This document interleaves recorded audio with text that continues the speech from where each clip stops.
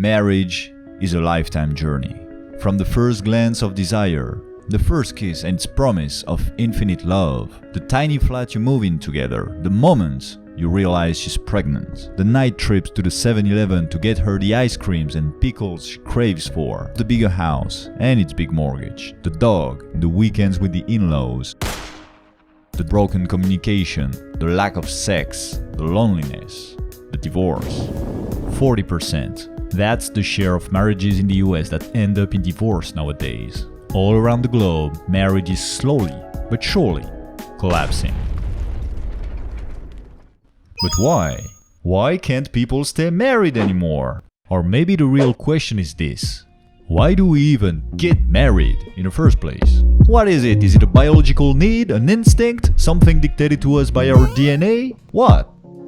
After all, we're just a bunch of self-conscious, hairless apes. Most of our social behaviors already existed in the animal kingdom, long before us. Take baby birds, for example. They're cute and useless. They need to be fed and kept warm constantly. And the worst, their parents have no hands! Imagine taking care of a baby without hands. It's a full-time job, round the clock for 2 parents. No wonder 90% of bird species are socially monogamous. It's a goddamn survival necessity. On the other hand, only 5% of all mammal species are classified as monogamous.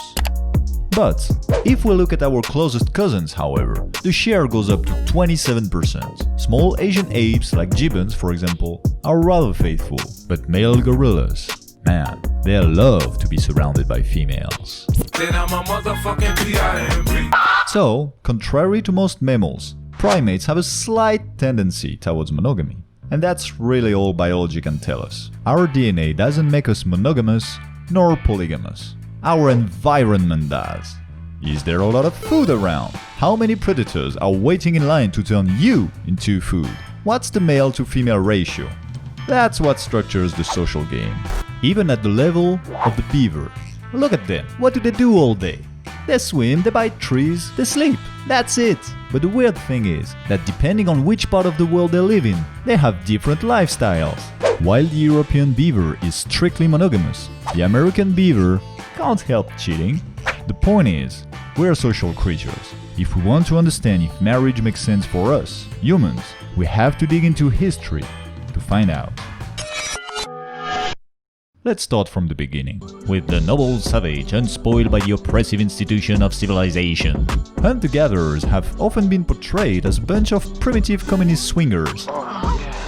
But according to Edward Westermarck's book, The History of Human Marriage, nothing is farther from the truth. The book is based on the works of many 19th century anthropologists, and it provides an extensive review of the marriage patterns among hunter-gatherers at the time, from the Pacific Island to Africa up to Northern America or the Amazon. The conclusion is crystal clear. The family unit consisting of a father, a mother, and offsprings was a universal institution. Now, while sex before marriage was authorized in some tribes and forbidden in others, one rule was universal.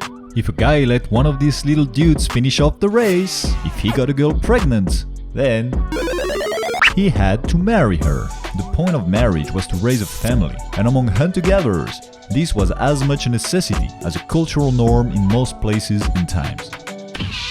Let's pause here for a second. Okay, so we've covered the origins of marriage, but that was a long time ago. These people were nomads, hunter-gatherers. We today only hunt high-paying jobs. We're sedentary people. We live in large cities. Does marriage even make sense for our lifestyle?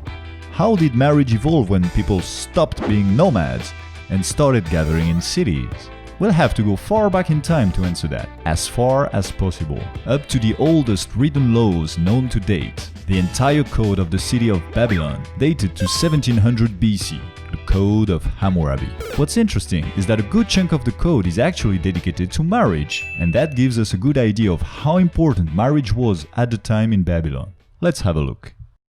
First of all, the Babylonians weren't too much into cuckolding. They took monogamy seriously.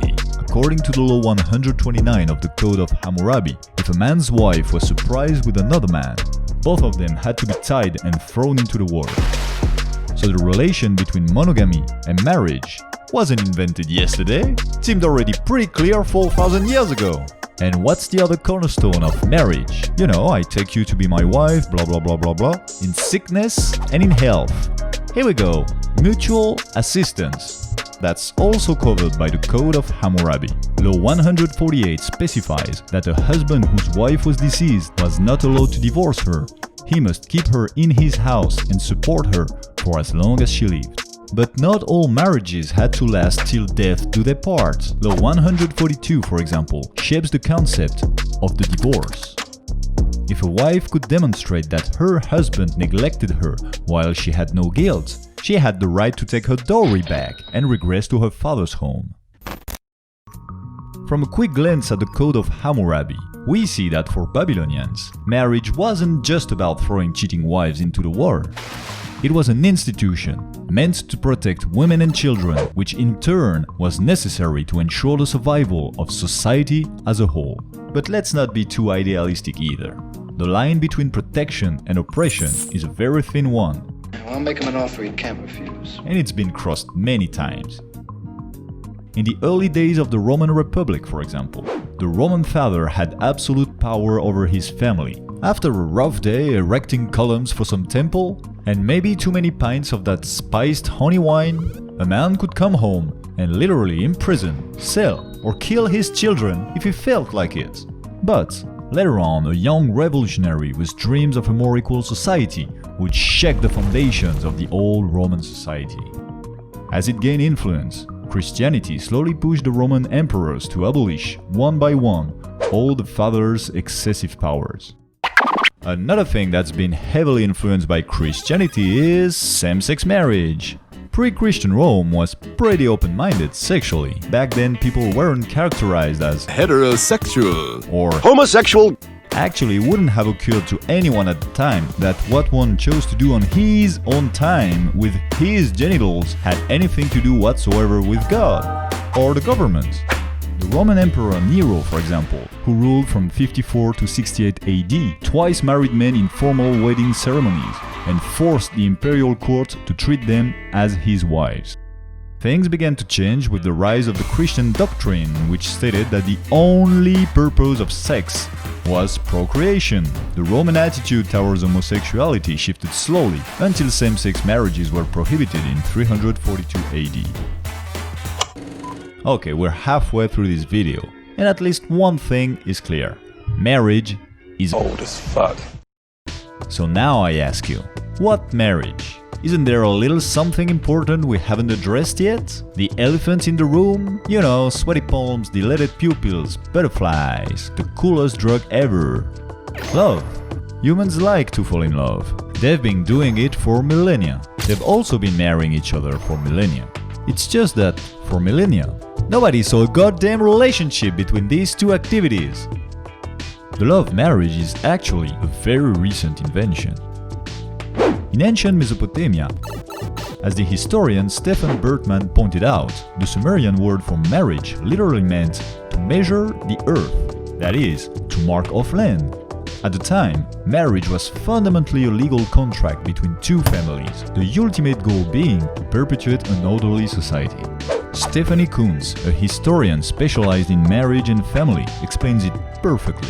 I'm convinced that the invention of marriage had nothing at all to do with the relationship between the man and the woman. Marriage was invented to get in-laws. It was a way of turning strangers into relatives, of making peace. And things didn't change much for centuries.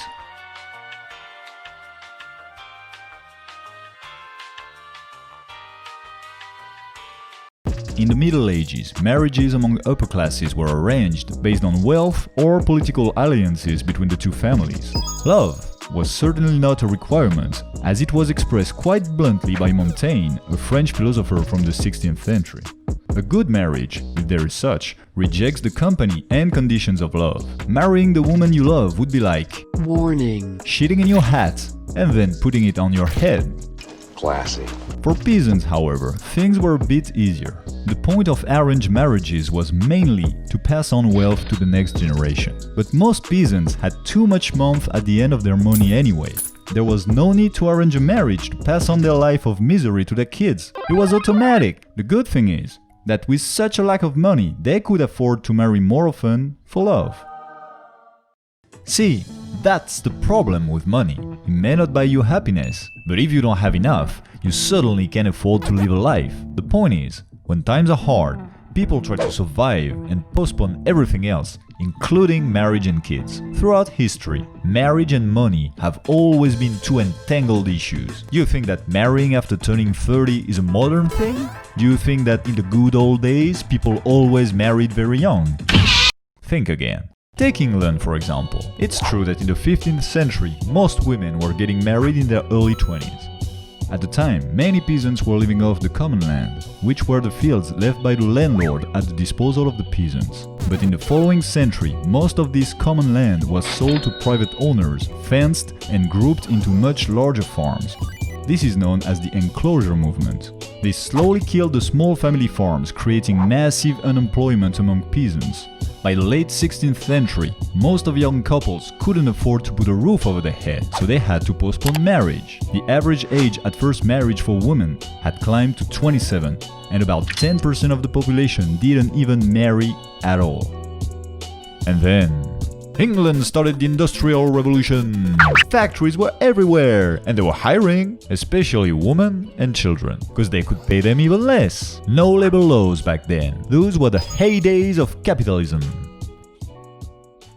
Ironically though, being obscenely exploited in a factory was still better than starving in the countryside with no land to work on. In the city, at least the entire family could work and bring in some money, and that's why thousands of people left their villages and moved to the city in search of a better life. Now, young people had enough money to marry. By 1861, the average age at first marriage for women in England had fallen back to 24. And this wasn't the only change brought by the Industrial Revolution. All these young adults who had moved to the city were far away from their village and their parents. Instead of arranged marriages, fixed beforehand by the families, people met freely, fell in love and only married once the girl got pregnant. The rate of illegitimate birth in England went from about 1% in 1650 to about 25% in 1800, with about 40% of brides being pregnant. And so the love of marriage was born, late in the 19th century. And it really is a weird idea when you think about it, building a durable commitment entirely on a very short-lived human passion. The natural consequence of the love marriage was the emergence of the divorce. Up until very recently, only the man could initiate a divorce, and only in certain situations. And by the way, there's always been some sort of financial compensation involved. I want half. In Myanmar, for example, among the Karen people, if a man left his wife, the rule was that the house and all the property belonged to her, nothing being his but what he took with him. Similar practices have been witnessed among many hunter-gatherer tribes and are described in the Code of Hammurabi as well. Later on, Christianity would progressively suppress the right to divorce. Religion is usually a good way of keeping things exactly the way they were before. So logically, for centuries,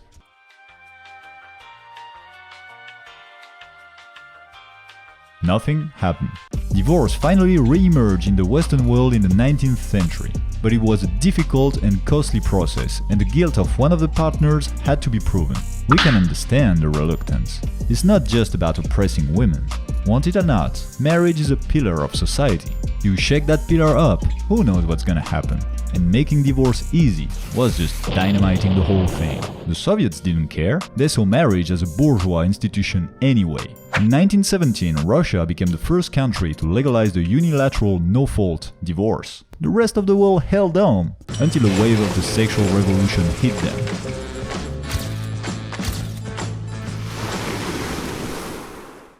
They all legalized it in the 70s. Obviously, divorce rates peaked right after the introduction of the no-fault divorce. And the same thing happened in Europe. The long-term trend, however, shows that marriage and divorce rates slowly converge towards a new state of equilibrium. The unilateral divorce law has shaken up society. The whole point of marriage was basically to prevent men from running away from their family when they realized that brown wasn't the normal color for grass. But they didn't have the right to leave. Unilateral divorce has re-established the right to run away. Guess who's using it? Women. They initiate 70% of the divorces in the US. It's a big change and it has big consequences. Men still engage in marriage, but many of them have one foot in, one foot out. They do think twice before investing in marriage capital, like paying a mortgage or putting their partner through school. Sadly, this goes completely against the philosophy of marriage. So what is the future of marriage going to be? Some people want to completely reinvent marriage. Some want it to be a short-term renewable contract, like a spouse lease or something. Professor Jordan Peterson has an interesting view on this. He argues that voluntarily changing one's behavior is so difficult that people won't do it unless they are absolutely compelled to. The divorce option allows to avoid solving the tough issues of the relationship, because there's always a way out. In an indissoluble union, however, spouses face the horrific threat of banging their head against the wall for the same damn unresolved issues for the rest of their lives. That might be what you can call an incentive to actually put in the effort to solve the problems. And as my favorite mustache guy ever once wrote, it's not a lack of love, but a lack of friendship that makes unhappy marriages. When marrying, ask yourself this question: do you believe that you'll be able to converse well with this person into your old age? Everything else in marriage is transitory.